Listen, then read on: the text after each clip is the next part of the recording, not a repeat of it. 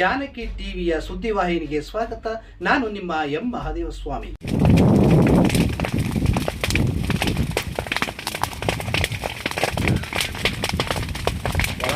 ಸುಮಾರು ಜನ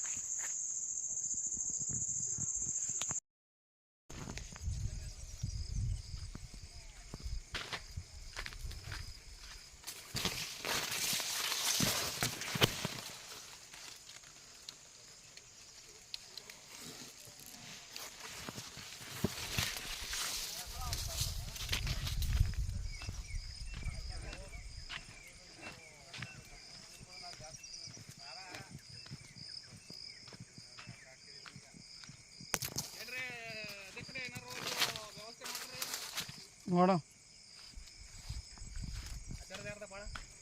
ಯಾರಪ್ಪ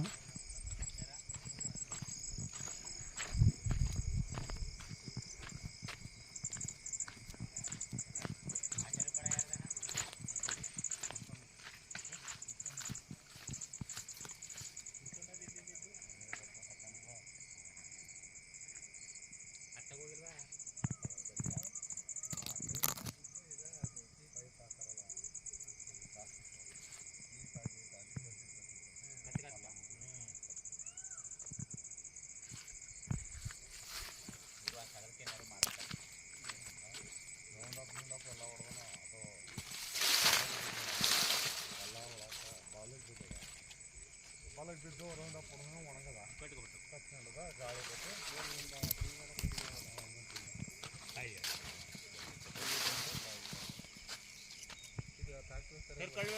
ಟ್ರ್ಯಾಕ್ಟರ್ ರನ್ನಿಂಗ್ ಇಲ್ಲ ಅಂತ ಇದು ಸರ್ವಿಸರ್ ಅಂತ ಈಗ ಯಾವ ಮಿಷಿನು ಇವ್ರಿಗೆ ಹಾಳಾಗಿಲ್ಲ ಮನೆ ಹಾಳೆ ಮನೆಯವರು ಫೋನ್ ಮಾಡೋದು ಅವರಾದ್ರೆ ಸರ್ಕಿ ಇನ್ನೂಟೆ ಸರ್ಕೋಬೋದು.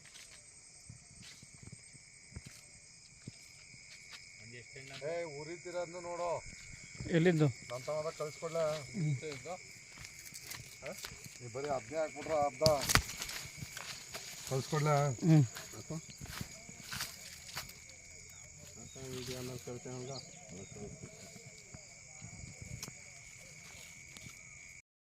ಅವ್ರ KBಯಿಂದ ಇದಕ್ಕೊಂದು ರಿಪೋರ್ಟ್ ಹಾಕ್ತಾರೆ ಅದಕ್ಕೆ ಕೃಷಿ ಇಲಾಖೆಗೆ ಆಗ ತಹಸೀಲ್ದಾರ್ ಹೋಯ್ತಾರೆ. ನೀವೊಂದು ವರದಿ ಕೊಟ್ಬಿಡು.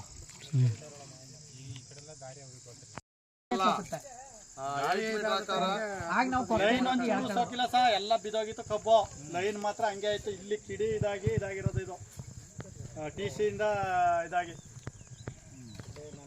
ಒಂದು 40-50 ಸಾವಿರ ರೂಪಾಯಿನ ಡ್ರಿಪ್ ಪೈಪ್ ಹಾಕಿದ್ದು ಅದು ಎಲ್ಲ ಫಿಟ್ ಆಗಿದೆ. ಎಲ್ಲ ಪೂರ್ತಿ ಭಸ್ಮ. ಒಂದು 200 ಟನ್ನು ಕಬ್ಬು ಅಂದಾಜು. ಸರಿ, ಈಗ ಒಂದು ಸ್ಟೇಟ್ಮೆಂಟ್ ಕೊಡಿ. ಇದು RTC ಯಾರ ಹೆಸರಲ್ಲಿದೆ? ನಮ್ಮ ತಾಯಿ ಹೆಸರಲ್ಲೇ ಇದು ಮಾಡ್ತಿರೋದು, ಅಗ್ರಿಮೆಂಟ್ ಮಾಡ್ತೀವಿ. ಹೌದಾ? ಇದು ನಿಮ್ಮದು ಸ್ವಂತನಾ ಅಲ್ಲ? ನೀವು ನಮ್ಮ ಮಾವಂದು ಇದು. ಹೌದಾ? ಓಕೆ, ಗಾಡಿ ಹತ್ರ ಬನ್ನಿ, ಒಂದು ಸ್ಟೇಟ್ಮೆಂಟ್ ಕೊಡಿ.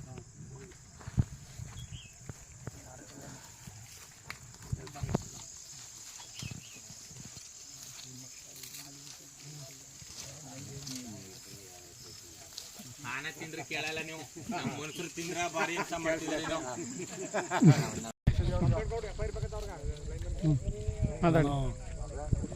ಮಡನಹಳ್ಳಿ ರೈತ MS ಶೇಷಶೇಖರ್ ಅಂತ ಸರ್.